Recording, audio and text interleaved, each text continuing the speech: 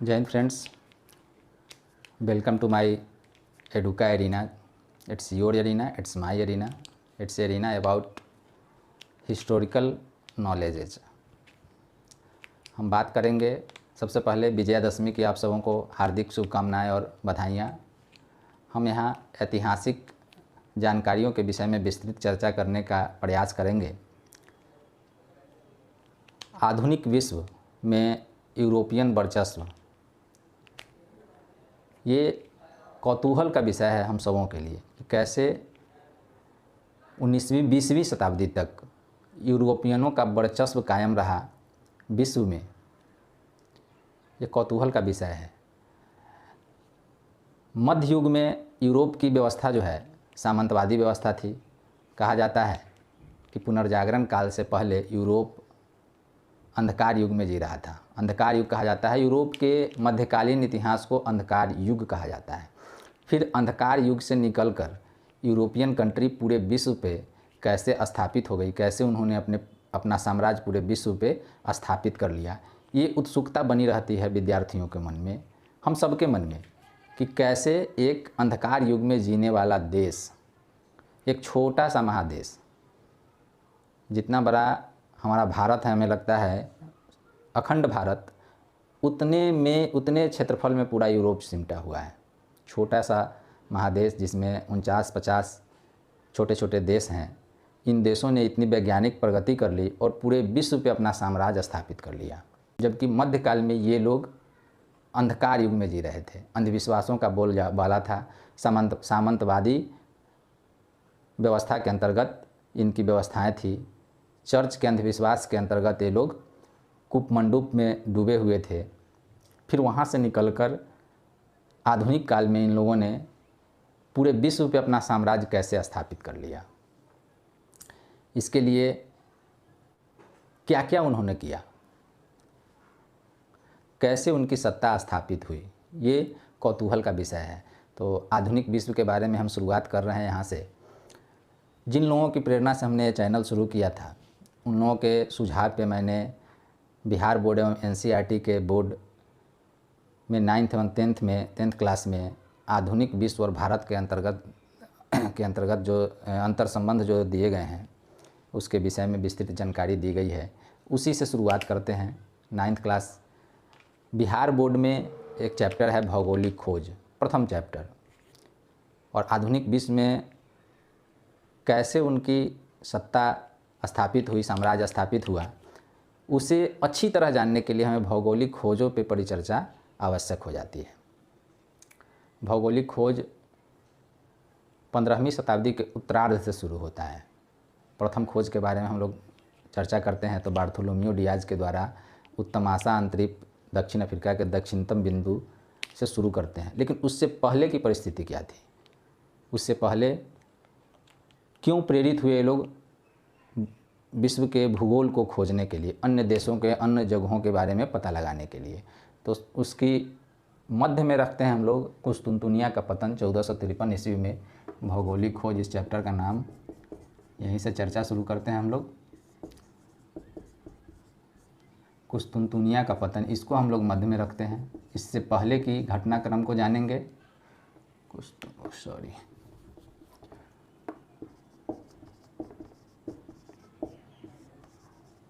का पतन या कुस्तुनतुनिया विजय, ठीक है, ये 1453 ईस्वी में हुई ये घटना घटी।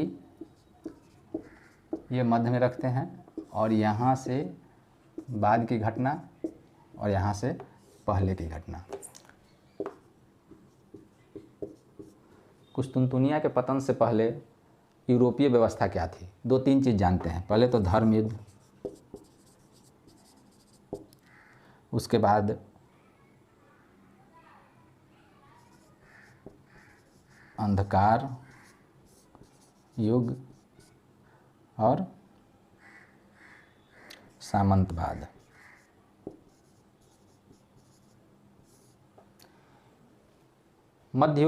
मध्यकालीन युग जो है 6ठी शताब्दी से 18वीं शताब्दी तक के काल को मध्यकाल कहते हैं। लेकिन 15वीं शताब्दी से मध्य युग की समाप्ति और आधुनिक युग की शुरुआत कही जाती है।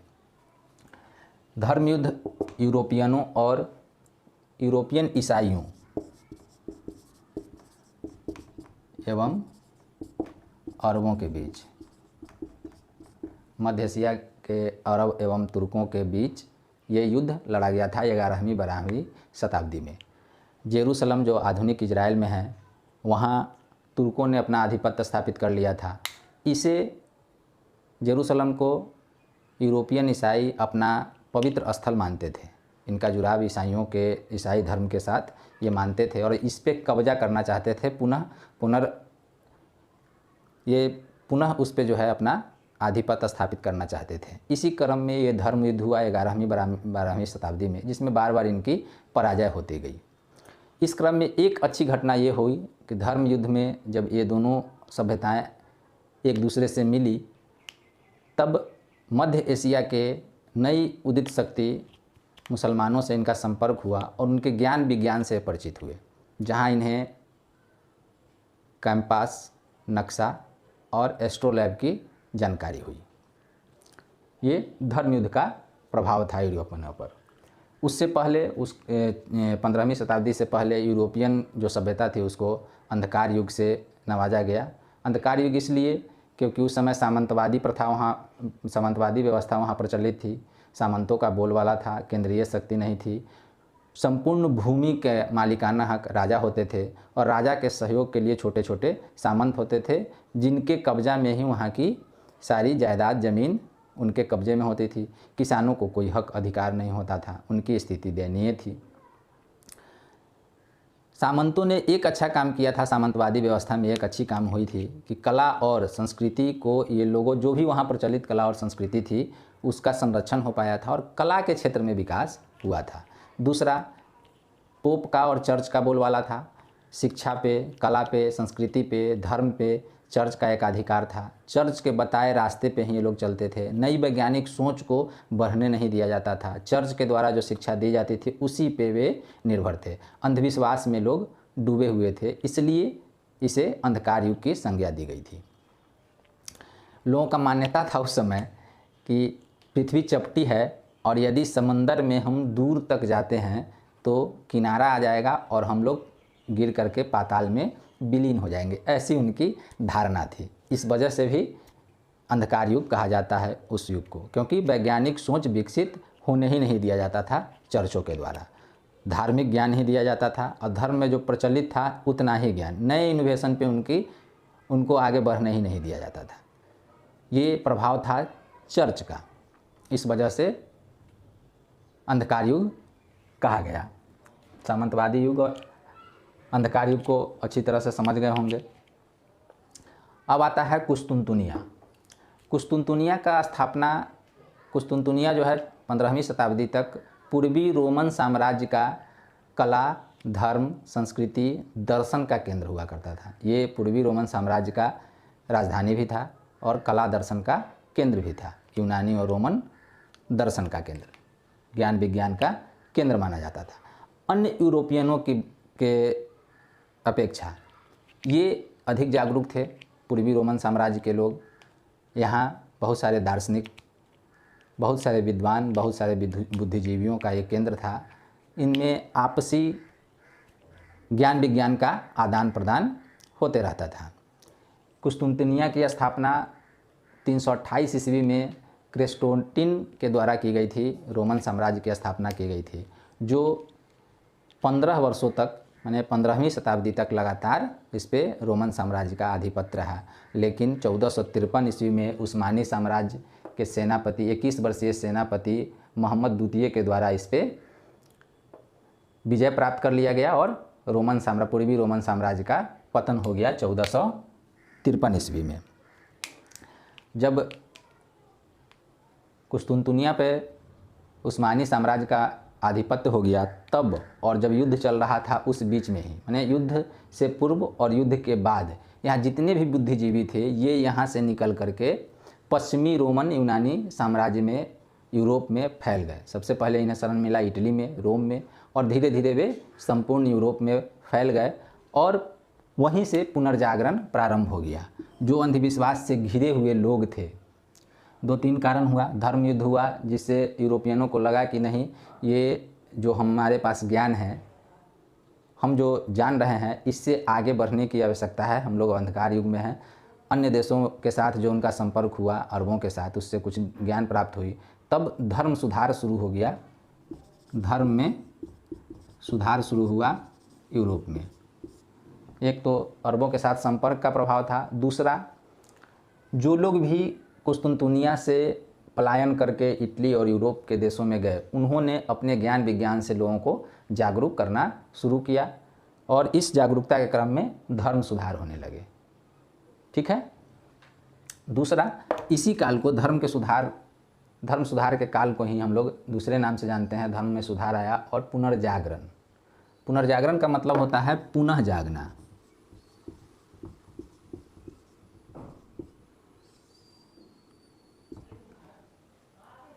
पुनर्जागरण, फिर से जागना। किससे जागना? अंधकार में जो हम सोए हुए हैं, जिस ज्ञान को हम जान रहे हैं, जिस अंधविश्वास को हम जान रहे हैं, उससे निकलकर नए वैज्ञानिक ज्ञानों को प्राप्त करना, जानना, ये पुनर्जागरण कहलाता है। और यही पुनर्जागरण एक दिन की ये घटना होगी नहीं। एक दिन, उस समय व्हाट्सएप, फेसबुक और सोशल मीडिया, यूट्यूब वगैरह तो था नहीं, इंटरनेट का विकास तो था नहीं कि तुरंत कोई ज्ञान विज्ञान जो है प्रसारित हो जाए। धीरे धीरे ये प्रसारित हुआ। तो 15वीं शताब्दी में जो शुरू हुआ पुनर्जागरण, वो 17वीं 18वीं शताब्दी तक चला और 18वीं शताब्दी के बाद पूरे विश्व में यूरोपियनों का अधिसत्ता स्थापित हो गई और आधुनिक युग का प्रारंभ हुआ। पुनर्जागरण काल प्रारंभ हो गया 15वीं शताब्दी के बाद। 15वीं शताब्दी के बाद। ठीक है। अब कुस्तुनतुनिया का पतन हम लोग समझ लिए। कुस्तुनतुनिया क्या था? ये सिर्फ धर्म, ज्ञान विज्ञान का ही केंद्र नहीं था। एक, हम जानते हैं कि प्राचीन काल से ही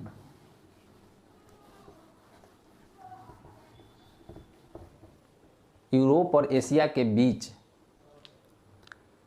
व्यापार होते थे। प्राचीन काल में भी अन्य देशों के लोग एक दूसरे के साथ व्यापार के माध्यम से ही जुड़ते थे। तो एशिया और यूरोप के बीच प्राचीन काल से ही व्यापार होता था और वो व्यापार जो है रेशम मार्ग के माध्यम से होता था। रेशम मार्ग जो यूरोप से एशिया को कनेक्ट करता था, विशेषकर चीन को। इसको रेशम मार्ग इसलिए कहते थे कि रेशम का डिमांड यूरोपियन कंट्री में ज़्यादा होता था और ये रेशम जो है चीन से उपलब्ध होता था, इसीलिए इस मार्ग को रेशम मार्ग कहा जाता था। और इसी रेशम मार्ग से उत्तरापथ के माध्यम से भारत भी जुड़ा हुआ था। ये स्थल मार्ग थे और इसी के मुहाने पे यूरोप और एशिया को जोड़ने वाला जगह था कुस्तुनतुनिया। कुस्तुनतुनिया। उस समय समुद्री मार्ग भी थे। भारतीय व्यापारी, एशिया के अन्य देशों के व्यापारी समुद्री मार्ग से भी व्यापार करते थे, नदियों के माध्यम से। लेकिन उस समय विस्तृत समुद्र में लोग नहीं उतरते थे, बस छोटे मार्ग और छोटे किनारों के माध्यम से ही वे व्यापार करते थे। मुख्य व्यापार जो है इसी मार्ग से होता था, एशिया और यूरोप के बीच। और कुस्तुनतुनिया जगह है, आधुनिक इस्तांबुल जो है वो कुस्तुनतुनिया होता था। इसके विषय में कुस्तुनतुनिया का पतन कैसे हुआ, उसका क्या इतिहास है, किसी अन्य वीडियो में इस पर विस्तृत चर्चा करेंगे। जब मध्यकालीन और प्राचीन इतिहास पे चर्चा शुरू करेंगे तब एक विस्तृत वीडियो बनाएंगे हम। ठीक है। तो उत्तरापथ और रेशम मार्ग से एशिया और यूरोप जुड़े हुए थे और कुस्तुनतुनिया यूरोप और एशिया को जोड़ने वाली जो संकरी सी जगह थी, वहीं उसी के मुहाने पे केंद्रित थी। ये व्यापारिक रूप से और अन्य कारणों से बहुत महत्वपूर्ण क्षेत्र होता था। और उस्मानी साम्राज्य का 1453 में इस पर कब्जा हो गया। अब यहाँ से यूरोपियन व्यापारियों को एशिया के देशों के साथ व्यापार करना दूभर हो गया। दूभर क्यों हो गया? तुर्की का आधिपत्य हो जाने के बाद यूरोपियन व्यापारियों से कर जो है बहुत अधिक लिया जाता था। उनके व्यापारियों को लूट लिया जाता था, कर की मात्रा बढ़ा दी गई, रेशियो बढ़ा दिया गया।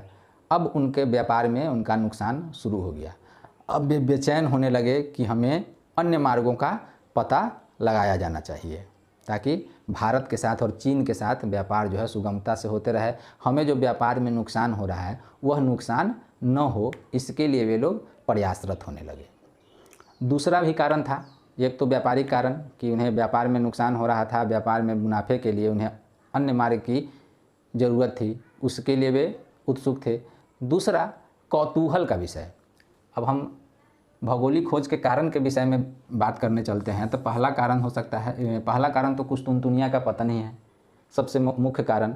यदि कुस्तुनतुनिया का पतन नहीं होता और उनका व्यापार सुगमता से होते रहता तो इतनी अधिक बेचैनी उनमें नहीं आती अन्य जगहों को खोजने की। लेकिन कुस्तुनतुनिया का पतन होने से उनमें ये बेचैनी बढ़ी कि हमें अपने व्यापार में बढ़ोतरी के लिए दूसरे मार्ग को खोजा जाना चाहिए। एक तो उन्हें रेशम और भारत से जो गर्म मसाले, सूती वस्त्र मिलते थे उस ज़माने में, उनकी कमी होने लगी। इसका डिमांड यूरोपीय बाज़ार में बहुत अधिक थी। अब व्यापारियों की ज़रूरत, वहाँ के बड़े लोगों की ज़रूरत, उन्हें मसाले और सूती वस्त्र चाहिए थे, रेशम चाहिए थे, ये उपलब्ध होना मुश्किल हो गया था। तो उस वजह से और व्यापार में जो नुकसान हो रहा था उसकी भरपाई के लिए इन्हें नए मार्ग चाहिए थे। दूसरा एक और कारण हो सकता है कौतूहल का। अक्सर अभी सभी देश चंद्रयान भेज रहे हैं, चंद्रमा पे जीवन है नहीं है क्या है इसकी खोज कर रहे हैं, मंगल पे अपना यान भेज रहे हैं, मंगल पे रिसर्च कर रहे हैं, और भी अंतरिक्ष के बारे में जानकारी प्राप्त करना चाहते हैं। एक कौतूहल है उनके मन में, इसलिए ऐसा कर रहे हैं। उसका बेनिफिट भी हो सकता है, नुकसान भी हो सकता है, क्या होगा ये भविष्य के गर्त में है। अभी तक जो भी अंतरिक्ष में हमने सफलता प्राप्त की है, भारत ने या विश्व ने, उसका फ़ायदा ही हुआ है, नुकसान अब तक नहीं हुआ है। आगे क्या होगा आगे देखा जाएगा। तो एक कौतूहल था समुद्र के किनारे बसे देशों के लोगों के बीच में कि इसके आगे क्या। ये जो अंध महासागर दिख रहा है, यूरोपीय देश जो है पुर्तगाल और स्पेन अटलांटिक महासागर के मुहाने पे थे और उनके मन में ये होता था कि इसके पार क्या। अटलांटिक महासागर को अंध महासागर कहा जाता था। वहाँ से देखने पे दूर दूर तक कोई ज़मीन नहीं दिखता था, कुछ भी नहीं था, सिर्फ पानी ही पानी, दिखता ही नहीं था कुछ, इसलिए उसे अंध महासागर कहा जाता था, अंधा महासागर, इसके पार कुछ है ही नहीं। उनके मान्यता भी था कि पृथ्वी चपटी है, समुद्र जो है लास्ट में ख़त्म होगा, वहाँ से हम लोग गिर करके पाताल में विलीन हो सकते हैं। एक कौतूहल था कि पता किया जाए कि क्या है। ये कौतूहल बस भी लोग समुद्र में उतरते थे लेकिन बहुत दूर तक नहीं जा पाते थे, उनके पास वैसी व्यवस्था नहीं थी, ताकि वैज्ञानिक पद्धति उस तरह से उस समय विकसित नहीं थी कि समुद्र में जाएं बहुत दूर तक और उसके बारे में पता लगाएं। लेकिन आवश्यकता आविष्कार की जननी है, उनकी आवश्यकताओं ने, उनके कौतूहल ने विज्ञान के विषय में भी धीरे धीरे खोजने का, विचारने का प्रबंध किया और उन्हें जानकारी हुई। जैसे जानकारी हुई, पहले जो नाव बनते थे परंपरागत तरीके से वे बहुत ज़्यादा मजबूत नहीं होते थे, ज़्यादा तेज़ चलने वाले नहीं होते थे। उसी क्रम में खांचा पद्धति आ गया नाव बनाने का, जिससे ज़्यादा मजबूत और हल्के नाव बनने लगे, जहाज़ बनने लगे। पुर्तगालियों ने कैरावल नाम का एक जहाज़ बनाया जो हल्का भी था और तेज़ गति से चल भी सकता था। ऐसा नाव उन्होंने बनाया, जहाज़। साथ ही इन्हें धर्म युद्ध के क्रम में अरबों से संपर्क होने के बाद इनको नक्शा, कैंपास और एस्ट्रोलैब की जानकारी हो गई थी। तब इन्होंने अपना समुद्री अभियान प्रारंभ कर दिया। पहला कारण कुस्तुनतुनिया का पतन, दूसरा कारण हम लोग जान गए कौतूहल।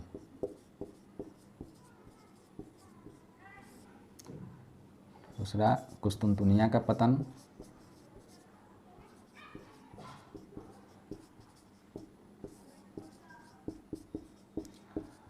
तीसरा कारण हम लोग दे सकते हैं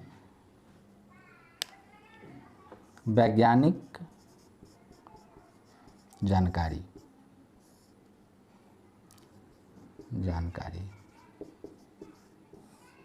इसी क्रम में नए नए राज्य का उदय हो रहा था और पुर्तगाल के राजकुमार हेनरी द नेविगेटर ने एक स्कूल की स्थापना की जहां नाविकों को, समुद्री नाविकों को प्रशिक्षण दिया जाता था। जो पहले के नाविक हुए समुद्र में गए, कुछ दूरी तक गए, कुछ जगहों को खोजा।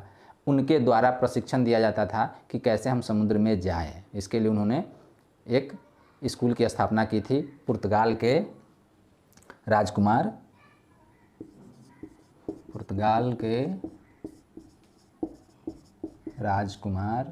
इसको मिटा दे, भौगोलिक खोज का कारण। ठीक है, ये 3 कारण मुख्य कारण हैं और इसमें सहयोग किया पुर्तगाल के राजकुमार, सहयोगी हुए पुर्तगाल के राजकुमार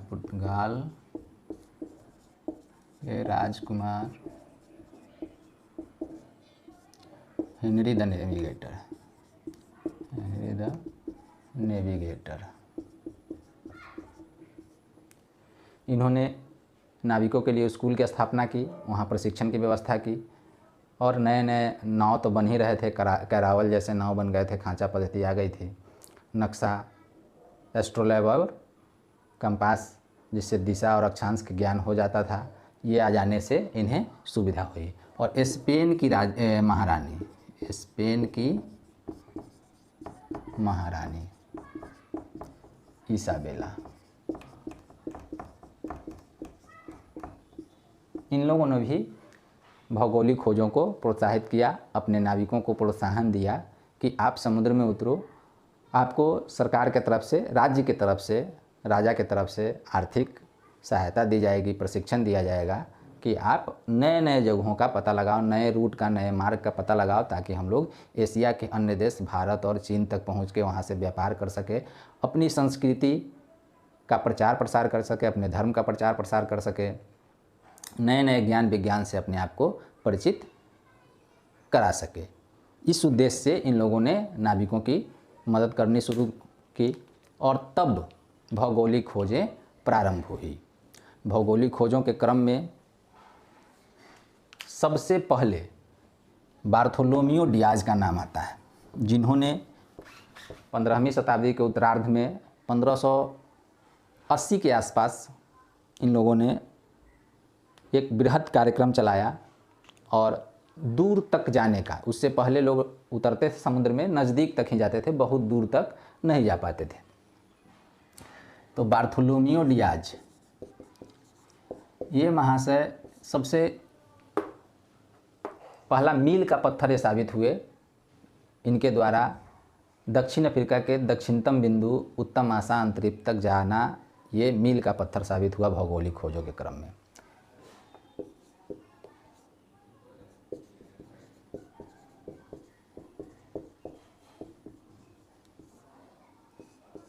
ये पुर्तगाल के थे और 1488 ईस्वी में दक्षिण अफ्रीका के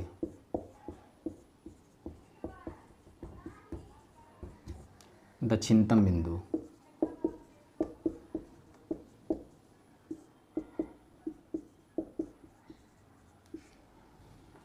उत्तम आशा अंतरिक्ष तक पहुंचे।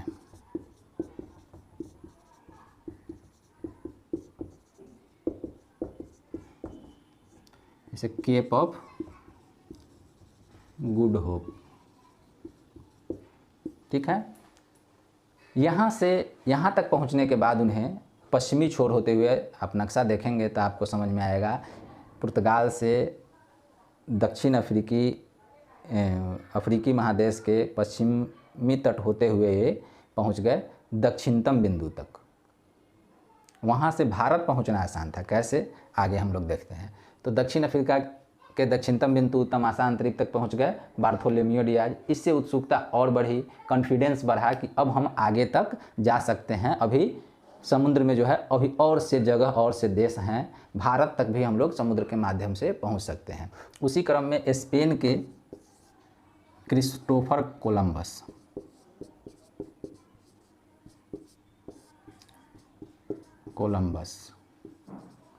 ये स्पेन के थे। ये भी भारत की खोज में ही निकले। इनका अंतिम उद्देश्य इन यूरोपियनों का यही था कि हम भारत तक पहुँचे और वहाँ से मसाले प्राप्त करें, सूती वस्त्र प्राप्त करें और उसी के माध्यम से चीन तक पहुँचे और चीन से रेशम प्राप्त करें।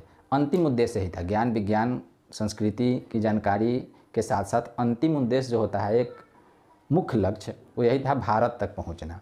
तो ये भी चले थे क्रिस्टोफर कोलंबस स्पेन से भारत को ही खोजने, लेकिन समुद्र में अटलांटिक महासागर में इन तूफान में ये फंस गए। तूफान में फंसकर इनका दिशा भटक गया और ये चले गए साहब एक नए द्वीप पर, जहाँ पहुंचकर इन्होंने देखा कि बड़े बड़े विशालकाय लोग हैं, एकदम काला, दूर से देखने पर लाल दिखता है, इतना काला। इन्होंने देखा कि वो लगता है ये भारत का पश्चिमी बिंदु है, पश्चिमी भाग है। हम लोग दूसरे दिशा से भटक करके भारत पहुंच गए और भारत के पश्चिमी भाग में पहुंचे हैं। उस जगह के इन्होंने नाम दे दिया वेस्ट इंडीज, वेस्ट इंडीज। और वहाँ के लोगों को नाम दिया रेड इंडियन। आप गौर से वेस्ट इंडियन लोग, क्रिस गेल और कौन कौन से क्रिकेटर हैं वहाँ के, हमें तो एक नाम याद आता है क्रिस गेल, और ज़्यादा का नाम तो याद नहीं है, लेकिन उन लोगों को देखने पे लगता है कि क्रिस्टोफर कोलंबस ने उन्हें रेड इंडियन क्यों कहा। आप गौर से देखेंगे तो रेड ही दिखते हैं, इतने ब्लैक हैं, इतने काले हैं उनका रूप स्वरूप, और आकार भी भीमकाय होता है। हमारे यहाँ भारत में वैसे लोगों की जनसंख्या जो है 1% भी मुश्किल से होगी, वहाँ सभी लोग उसी विशालकाय भीमकाय शरीर लेके जन्म लेते हैं, और उन्हें विशालकाय लोगों को देख करके वहाँ के लोगों को उन्होंने रेड इंडियन और उस जगह को वेस्ट इंडीज कह दिया। लेकिन वो इंडिया तो था नहीं, वो एक नई जगह थी। ठीक है, इन्हीं के नाम पे वहाँ के एक द्वीप का नाम कोलंबिया है। कोलंबस के नाम पे ही जो कोलंबिया जगह है, इन्हीं के नाम पे है। उसके बाद यहीं के नागरिक स्पेन के ही थे अमेरिगी वेस्पूची, अमेरिगो वेस्पूची। इससे पहले वास्को डी गामा 1498 में, ये क्रिस्टोफर कोलंबस जो हैं ये 1492 में अमेरिका पहुंचे थे, अमेरिकी महाद्वीप पे ये 1492 में पहुंचे थे, 12 अक्टूबर को। ठीक है, 12 अक्टूबर 1492 में कोलंबस जो है, अगस्त में इन्होंने अपनी यात्रा प्रारंभ की और 12 अक्टूबर 1492 में अमेरिकी महाद्वीप पहुँचे और वहाँ के लोगों को रेड इंडियन नाम दिया और उस जगह को वेस्ट इंडीज़ कहा। उन्हीं के नाम पे कोलंबिया शहर का नाम पड़ा है कोलंबिया। ठीक है, लेकिन इसी बीच 1498 ईस्वी में वास्को डी गामा भारत तक पहुंच गया। उसने जाकर के लोगों को बताया कि हमने भारत खोज लिया। तब वहाँ के लोगों को लगा कि भाई कौन चीज़ खोज लिया, क्या खोजा ये, कोलंबस भारत तो पहुंचा नहीं, भारत तो वास्को डी गामा पहुंच गया, वो दूसरा रास्ता बता रहा है, दूसरा रास्ता बता रहा है। तो वहीं के थे अमेरिकी वेस्पूची। 1502 ईस्वी में इन्होंने अपनी यात्रा प्रारंभ की। अमेरिकी वेस्पूची अमेरिकी महाद्वीप पहुँचे और इन्होंने विस्तार पूर्वक पूरे महाद्वीप का चक्कर लगाया, घूमा फिरा, और विस्तार पूर्वक घूमने के बाद उन्होंने बताया कि ये एक नई दुनिया है। नई दुनिया क्यों कहा? क्योंकि इससे पहले उस महाद्वीप के बारे में किसी को भी कुछ भी जानकारी नहीं था। कोई जानकारी इसके विषय में किसी भी व्यक्ति को, किसी भी देश को नहीं था। इसलिए उन्होंने, यूरोपियनों ने इस जगह को, अमेरिका को, नई दुनिया नाम दिया। और बाद में इसी अमेरिकी वेस्पूची के नाम पे उस महादेश का नाम अमेरिका रखा गया। ठीक है, इतना समझ गए? आगे जो सबसे युगांतकारी घटना घटी, एक तो बार्थोलोमियो डियाज का खोजा हुआ दक्षिणतम बिंदु, वो तमाशा अंतरिक्ष मील का पत्थर साबित हुआ। दूसरा, कोलंबस के द्वारा जो नए द्वीप पर पहुंच गया, अमेरिका का खोज किया गया, ये भी अपने आप में बहुत बड़ी बात है। आज यूएसए, संयुक्त राज्य अमेरिका विश्व शक्ति है। यदि कोलंबस वहाँ तक नहीं पहुँचता, इंग्लैंड का उपनिवेश वहाँ स्थापित नहीं होता, ब्रिटेन का उपनिवेश वहाँ स्थापित नहीं होता, तो अमेरिका जो है एक देश के रूप में नहीं निखर पाता, नहीं उभर पाता, और न ही आज वो विश्व शक्ति बन पाता। तो ये भी एक मील का पत्थर साबित हुआ। और तीसरा, भारत से संपर्क कैसे हुआ? हम लोग ये जान गए कि वो तमाशा अंतरिक्ष तक तो बार्थोलोमियो डियाज बता दिया रास्ता, कि पुर्तगाल स्पेन से निकलकर दक्षिण अफ्रीका के अंतिम छोर दक्षिणी छोर उत्तम आसान द्वीप कैसे पहुंचा। वहां तक दोबारा बताने की ज़रूरत नहीं है, रास्ता तो दिखा दिया बार्थोलोमेओ डियाज। अब निकले वास्को डी गामा।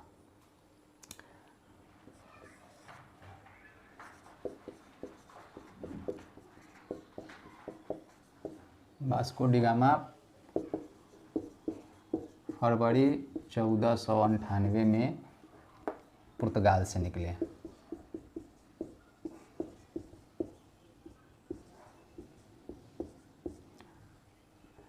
और इनकी यात्रा थोड़ी लंबी हुई। ये 20 मई को भारत पहुंचे थे, उससे पहले इनकी यात्रा लंबी हुई। ये बार्थोलोमेओ डियाज के बताए रास्ते से चलते चलते इनके साथ छोटे छोटे नाव और नाविक भी थे। एक बड़े 3 बड़े नाव और अन्य छोटे नाव के साथ साथ बहुत सारे इनके साथ अन्य नाविक भी थे। ये उस रास्ते पे यात्रा करते करते थोड़ा बहुत आगे पीछे जा कर के भी, समुद्र में दूर तक जा कर के भी पता लगाने का प्रयास करते थे कि यहाँ कुछ है तो नहीं, यहाँ से रास्ता आगे जाता है कि नहीं। अन्य रास्तों के बारे में ही पता लगाते चलते थे। इसलिए इनका जो यात्रा है वो थोड़ा सा कष्टमय और लंबा हुआ, अधिक समय तक का। फिर भी ये उत्तम आसान द्वीप तक पहुँचे। उसके आगे पूर्वी छोर पे ये बढ़े दक्षिण अफ्रीका के, और इसी कौतूहल में, इसी छानबीन में, खोजबीन में इनकी मुलाकात भारतीय व्यापारियों से हो गई। किताबों में दिया है अब्दुल मजीद नामक एक भारतीय व्यापारी से इनकी मुलाकात हुई। विकिपीडिया में हमने देखा कांजी भाई मालम का नाम चर्चा में है कि कांजी भाई मालम से उनकी मुलाकात हुई। और एक जगह ये भी चर्चा है विकिपीडिया में ही कि कांजी भाई मालम के बेरे में जो लोग थे, समूह में, व्यापारिक जो समूह था, उसमें एक मुस्लिम थी जिनसे सबसे पहले मुलाकात हुई वास्को डी गामा की। उनके माध्यम से कांजी भाई मालम के साथ इनकी मुलाकात हुई और वहाँ से वे आगे बढ़े। तो एनसीईआरटी बुक को गलत न साबित करते हुए, बिहार बोर्ड के बुक को गलत न साबित करते हुए हम लोग अब्दुल मजीद ही कहते हैं। और चर्चा भी है कि एक मुस्लिम व्यक्ति से उनकी मुलाकात हुई, तो वो अब्दुल मजीद ही रहे होंगे। लेकिन व्यापारियों का जो प्रमुख था वो कांजी भाई मालम था, ऐसा विकिपीडिया बताता है। लेकिन इस विवाद में नहीं पड़ते हैं और यह मानते हैं किताब की सत्यता को रखते हुए कि अब्दुल मजीद से उनकी मुलाकात हुई और वहाँ से उन्हें भारत आने तक का रास्ता अब्दुल मजीद साहब ने बताया। वास्को डी गामा की जब मुलाकात हुई भारतीय व्यापारियों से, उन्होंने इच्छा जाहिर की कि हम भाई आए हैं वैसे ऐसे यूरोप से और हमें भारत तक जाना है। भारत जाने का वो रास्ता पूछ रहे थे। भारतीय व्यापारियों ने बताया कि बहुत ही आसान है, सीधा चले जाना है। यहाँ से जो दिख रहा है तुमको नारियल का पेड़, बड़े बड़े मसालों का पहाड़ी, वही भारत है, वहाँ सीधे वो कह रहा है। वास्को डी गामा समझा नहीं, उसको लगा कि ये लोग जो है कहीं भटका न दे। तब रिक्वेस्ट करके अब्दुल मजीद को अपने साथ ले लिए और वहाँ से चले भारत की यात्रा पे। कष्टमय जो अब तक उन्होंने यात्रा बिताई थी, अब्दुल मजीद और भारतीय व्यापारियों के सहयोग से उनका रास्ता सुगम हो गया और वे 20 मई को 1498 ईस्वी को मालाबार तट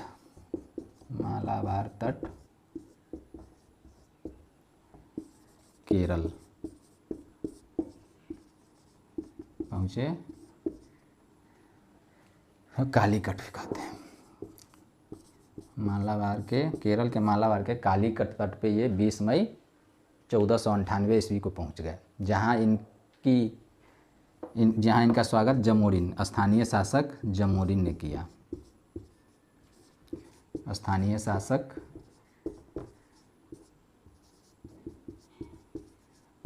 द्वारा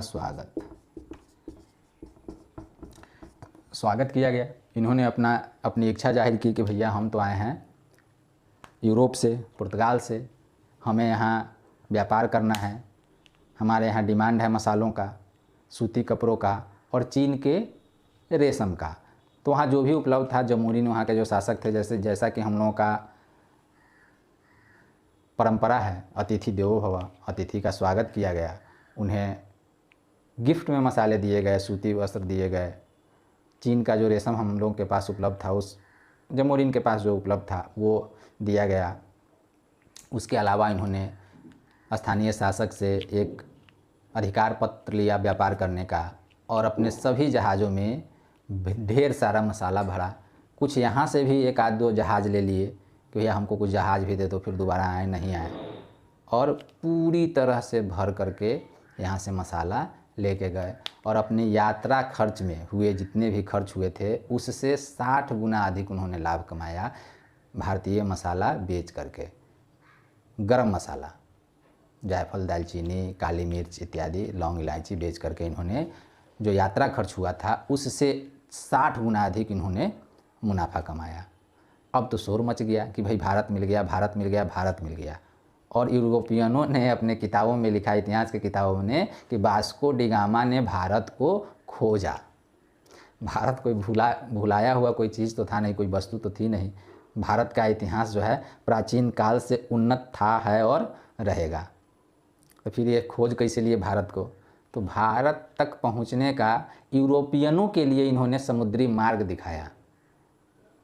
समुद्री मार्ग भी ये नहीं खोजे थे, भारतीयों को समुद्री मार्ग पहले से पता था और जहाँ तक ज़रूरत थी भारतीय लोगों की वहाँ तक समुद्री यात्रा करते थे, साउथ अफ्रीका तक। उन्हें ज़रूरत ही नहीं थी, हम भारतीयों को यूरोप तक पहुँचने की ज़रूरत ही नहीं थी। वहाँ ऐसा कुछ था ही नहीं जहाँ से हमें प्राप्त करके कुछ अच्छा मिलता, इसलिए हम यूरोप तक जाने का चेष्टा ही नहीं करते थे। ज़रूरत ही नहीं थी तो वहाँ तक नहीं जाते थे, वहाँ तक का पता लगाने का ही प्रयास नहीं किया था। लेकिन हमारी ज़रूरत साउथ अफ्रीका तक पहुँचने की थी, अफ्रीकन कंट्री तक पहुँचने की थी, तो हम लोगों को पता था समुद्री मार्ग भारत और अफ्रीका के बीच। वो उत्तम आशा अंतरिक्ष तक ही पहुँच पाया। वो उत्तम आशा अंतरिक्ष तक का रास्ता जो है बार्थोलोम्यू डियाज ने खोजा, वास्को डी गामा ने नहीं खोजा। और उत्तम आशा अंतरिक्ष से लेकर के भारत तक का समुद्री मार्ग उसे अब्दुल मजीद जैसे भारतीय व्यापारियों ने बताया। उसने खोजा क्या? कुछ नहीं, नथिंग। उसने सिर्फ शोर मचाया यूरोप में जाकर के कि भारत कैसे पहुंच सकते हैं, भारत में क्या क्या है, भारत के लोग कैसे हैं। उनके सीधेपन का फ़ायदा उठा करके, उनके भोलेपन का फ़ायदा उठा करके भारत पे कब्जा कैसे किया जा सकता है, ये उन लोगों ने बताया कि भारत के लोग कितने अच्छे और सीधे हैं और उनके सीधेपन का फ़ायदा उठा करके कैसे उस पर कब्जा किया जा सकता है और उपनिवेश स्थापित किया जा सकता है, अपना साम्राज्य स्थापित किया जा सकता है। और भीड़ लग गई यूरोपियन कंट्री की, अनेक कंपनियों की यहाँ आने की।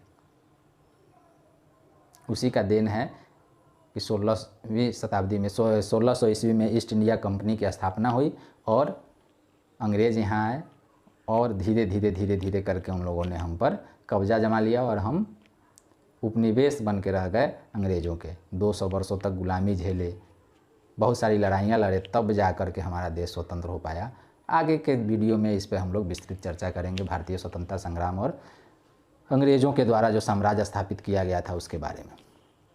तत्काल इससे आगे बढ़ते हैं। वास्को डी गामा ने भारत तक पहुंचने का मार्ग यूरोपियनों को बता दिया। अब यूरोपीय कंट्री के अनेक कंपनियों का, अनेक व्यापारी कंपनियों का यहाँ आने जाने का सिलसिला प्रारंभ हो गया।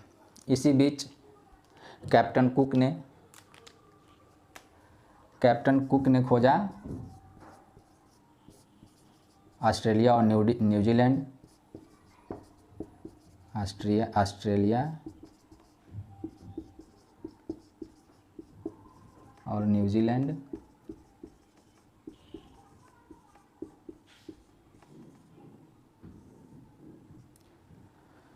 उसके बाद सर जॉन और सेबास्टियन कैबोट ने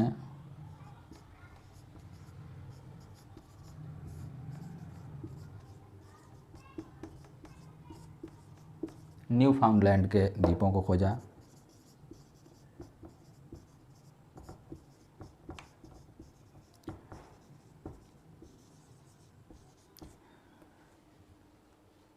ठीक है।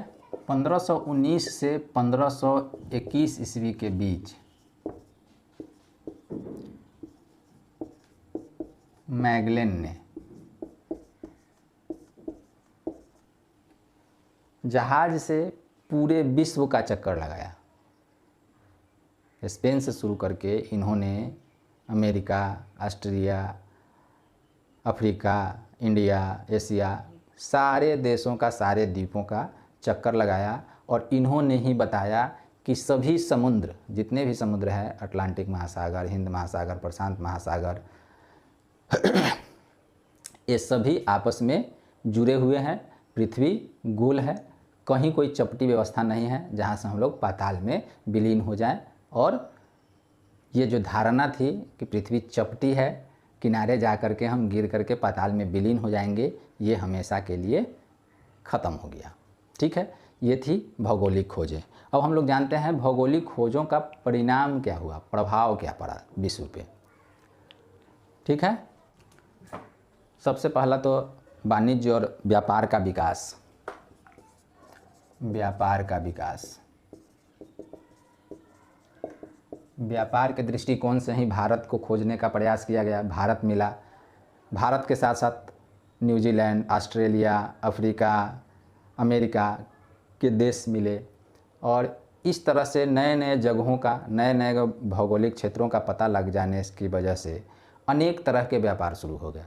जैसे भारत से मसाले और सूती वस्त्र, चीन से रेशम, अमेरिका से और अफ्रीका से दास, कीमती लकड़ी, सोना, चांदी, नए नए व्यापार के तरीके मिल गए, नई नई व्यापारिक व्यवस्थाएं हो गई। व्यापार का विकास जो अब तक यूरोपियन कंट्रियों के बीच, बहुत कम सारे देशों के बीच जो है आपसी व्यापार होते थे, अब उसका स्थानीय स्वरूप बदल करके वैश्विक स्वरूप हो गया। विश्व के अन्य देशों से व्यापार प्रारंभ हो गया। व्यापार के विकास होने के साथ साथ मुद्रा का विकास, ऋण पत्र, हुंडी, बुलियन व्यवस्था,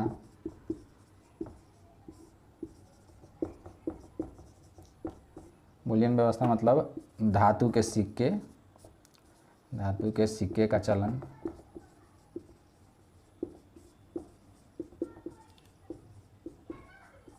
कीमती धातु सोना और चांदी, सोना चांदी, इन सभी चीज़ों का प्रचलन शुरू हो गया। पहला परिणाम। दूसरा, पूंजीवाद की व्यवस्था शुरू हो गई।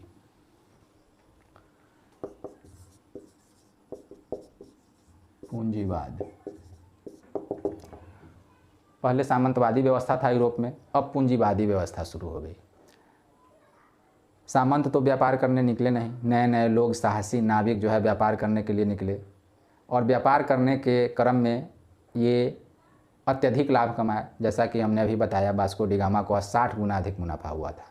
जो भी ये खर्च करते थे, जो भी इनकी पूंजी लगती थी, उसमें 60 गुना 70 गुना अधिक मुनाफा ये कमाते थे।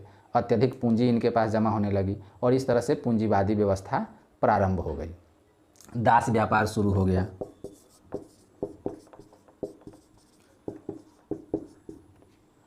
अमेरिका और अफ्रीका के देशों में जो कमज़ोर लोग थे, बौद्धिक रूप से, शारीरिक रूप से तो आप देखते ही हैं, जो मूल निवासी हैं अफ्रीका और अमेरिका के, वे शारीरिक रूप से कितने बलिष्ठ हैं, लेकिन बौद्धिक रूप से कमज़ोर थे। वैज्ञानिक नॉलेज नहीं था उनके पास, जानकारी नहीं थी उनके पास, उस तरह के हथियार नहीं थे, तो बंदूक, आग्नेयास्त्र। तो उन सब के बल पे इन लोगों को गुलाम बनाया जाने लगा और गुलाम बना करके यूरोप के बाज़ारों में उन्हें बेचा जाने लगा। जैसे व्यापार का विकास हो रहा था, पूंजी इनके पास आ रही थी, तो अक्सर आप देखते हैं गांव घर में, अपने अड़ोस पड़ोस में, अपने शहर में, कि जो लोग भी अमीर हो जाते हैं वे अपना बेसिक काम भी खुद नहीं करते हैं, उसके लिए वे नौकर रखते हैं। तभी तो पेएबल है, आप पे करके अपने पास नौकर रख सकते थे। लेकिन वहाँ कमज़ोर लोग थे, इनके पास अथाह दौलत था, ये दौलत कमाने में व्यस्त थे। तो दौलत कमाने में जो सहयोगी चीज़ था, जैसे कृषि, उस समय व्यापार जो है मुख्यतः कृषि पे ही आधारित था, उद्योगों का विकास नहीं हुआ था। तो लकड़ी काटने, खेती करने, घर के अन्य कार्य करने के लिए ये लोग दासों का व्यापार करते थे, गुलाम बनाते थे, उनका खरीद बिक्री करते थे और उनसे जो भी मेहनत का काम होता था, नाव बनाना, कृषि करना, लकड़ी काटना इत्यादि जो दुरह कार्य थे, उसके लिए ये दास व्यापार करते थे, दासों का खरीद फरोख्त करते थे। ये भी एक तरह का बिजनेस शुरू हो गया। चौथा था ईसाई धर्म का प्रचार।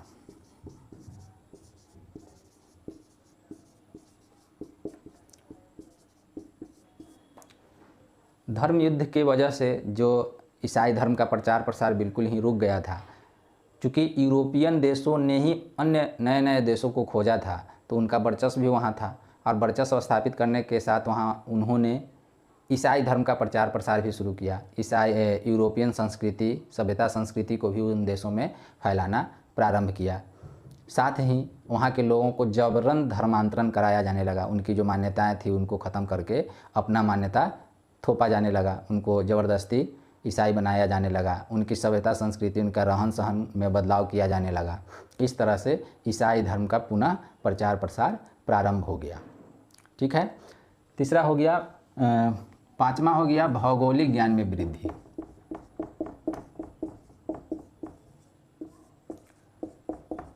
ज्ञान में वृद्धि, नए नए देश मिले, समुद्र की यात्राएं होने लगी। एक तो भ्रांति जो पहले से थी कि पृथ्वी चपटी है और समुद्र से गिर जाने का भय, वो तो ख़त्म हुआ ही। अन्य देशों की भौगोलिक स्थितियों से परिचित हुए। आपको पता है यूरोप में ठंडी अधिक पड़ती है, तो वहाँ उन्हें लगता था कि हर जगह ठंडी ही पड़ती होगी, ऐसा ही मौसम वातावरण होता होगा। लेकिन जब नए नए देश मिले तो गर्म देश भी मिले, उत्तरी अक्षांश दक्षिणी स्थान तक लोग पहुँच गए, अक्षांश और दक्षिणी अक्षांश तक। तो जैसे जैसे उत्तरी अक्षांश की तरफ बढ़ते तो ठंडा बढ़ता, दक्षिणी अक्षांश की तरफ बढ़ते तो गर्म प्रदेश मिलते।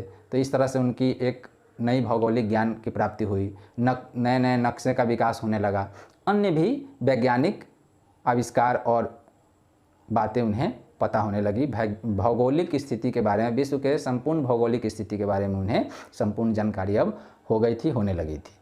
ठीक है। अन्य परिवर्तन भी आए, जैसे भारत में उपजने वाले जो अनाज थे वो अमेरिका तक पहुंच गए। अमेरिका में पहुंचने वाला अनाज जो है भारत तक पहुंच गया। जैसे गन्ना और आम भारत से अमेरिका और यूरोप तक गया। वहाँ से मक्का, गेहूँ, आलू, कहवा, अफीम, चाय, कॉफ़ी इत्यादि भारतीय देशों तक, भारतीय उपमहाद्वीप तक पहुंच गया। इस तरह से लोगों के खान पान, रहन सहन में भी परिवर्तन आने लगा। सांस्कृतिक, धर्म और संस्कृति का प्रचार प्रसार तो इन्होंने किया ही, एक दूसरे के साथ मिलजुल करके उसका भी प्रचार प्रसार होने लगा, आदान प्रदान होने लगा। व्यापार वाणिज्य में भी परिवर्तन आया। इतना चीज़ें हम लोग समझ गए। अब जो है पुनर्जागरण के बारे में हमने बताया। यूरोपीय देशों में पुनर्जागरण प्रारंभ हो गया। जैसे जैसे ज्ञान विज्ञान बढ़ते गया, अन्य देशों से मिलते गए, उनकी संस्कृति के बारे में जाना, वहाँ से आदान प्रदान हुआ, तो यूरोपीय देशों में पुनर्जागरण प्रारंभ हो गया, जो 17वीं शताब्दी आते आते आधुनिक युग के प्रारंभ का कारण बना। इसके साथ उपनिवेश स्थापना की भी होड़ लग गई। एक कोई यूरोपीय देश तो था नहीं, स्पेन, पहले शुरुआत हुई थी पुर्तगाल और स्पेन से, पुर्तगाल और स्पेन से। उसके बाद Holland, England, France, Italy, Germany इत्यादि देश भी भौगोलिक समुद्री यात्रा और व्यापार में लग गए। और इन सबों में व्यापार में अधिक से अधिक लाभ कमाने के लिए इन्होंने उपनिवेश स्थापित करना प्रारंभ कर दिया। अलग अलग उपनिवेश इन देशों ने स्थापित किया। भारत में ही आपको सभी यूरोपीय देश लगभग, पुर्तगाल, Spain, England, France, Germany, France, Dutch इत्यादियों ने अपने अपने उपनिवेश स्थापित किए। और इंग्लैंड इसमें सबसे आगे निकला। उपनिवेशवाद की अगली कड़ी में साम्राज्यवाद स्थापित करना शुरू कर। उपनिवेशवाद का मतलब होता है किसी मजबूत देश का अपने से कमज़ोर देश पे अधिकार कर वहाँ का आर्थिक शोषण करना और अपने देश के आर्थिक विकास में मदद पहुँचाना, ये उपनिवेशवाद कहलाता है। लेकिन यही उपनिवेशवाद जब उस कमज़ोर देश में शासन सत्ता स्थापित करने का प्रयास किया जाता है तो उसे साम्राज्यवाद की संज्ञा दी जाती है। तो उपनिवेशवाद और साम्राज्यवाद में भी और साम्राज्य स्थापित करने का भी होड़ लग गया यूरोपियन देशों के बीच। इस तरह से भौगोलिक खोजों ने मध्य युग के अंधकार को समाप्त कर आधुनिक युग को स्थापित करने का प्रयास किया। अब मिलते हैं अगले वीडियो में। जय हिंद।